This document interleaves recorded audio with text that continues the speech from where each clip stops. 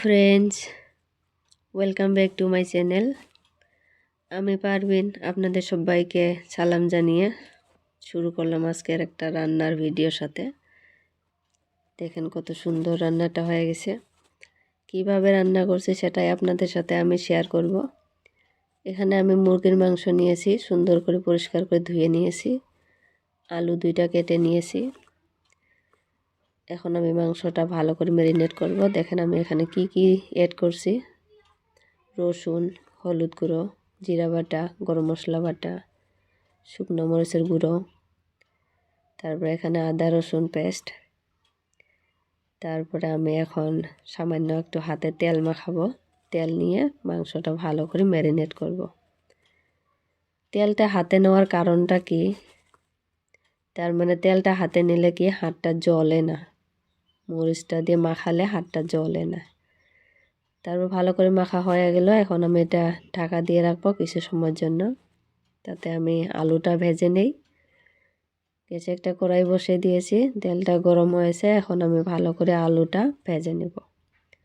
এখানে সামান্য লবণ আর একটু হলুদ গুঁড়ো দিয়ে ভেজে নেব। হলুদটা দিলে আলুর কালারটাও দেখতে সুন্দর আসে।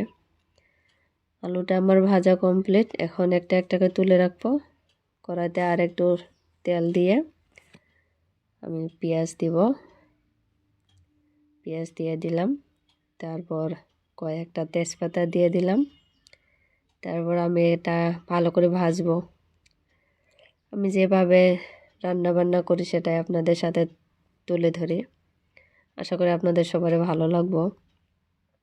তো আমার পেঁয়াজটা ভাজা কমপ্লিট। এখন ম্যারিনেট করা মাংসটা দিয়ে দেব। এটা আমি খুব সুন্দর করে মিডিয়াম টু লোতে সুন্দর করে ভালো করে মাখিয়ে কষিয়ে নিব আর কি। এখানে একটা সুন্দর ঘ্রাণ চলে এসেছে। এখন ঢাকা দিয়ে দিব। ঢাকা দেওয়ার পরে আবার চলে এলাম। দেন কি সুন্দর একটা কষানো হয়ে গেছে, যে মনে হয় এখনই খাওয়ান যাব। তো এখন আমি আর একটু লাড়াচাড়া করে ভেজে রাখা আলুটা দিয়ে দিব।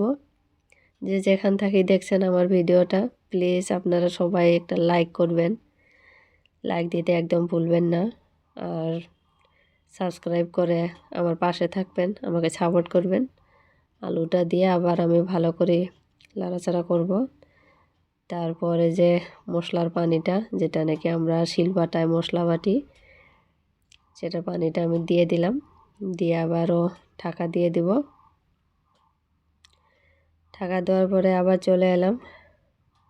সুন্দর করে আলুটাও সিদ্ধ হয়ে গেছে, রসুনটাও সিদ্ধ হয়ে গেছে। বর্তমান নতুন আলু, নতুন রসুন, এভাবে লোকাল মুরগির মাংস খাইতে খুব ভালো লাগে, সবারই পছন্দ। তো আমি আবার ঢাকা দিয়ে দিব একবারে। আপনারা সাপোর্ট না করলে আমি হয়তো আগাতে পারবো না। তো সবাই আমাকে সাপোর্ট করবেন। আমার মাংসটা অলরেডি হয়ে যাচ্ছে। তো আজকের ভিডিও আমি এখানে রাখবো। পরবর্তী ভিডিওতে আবার দেখা হবে। তো বাই বাই।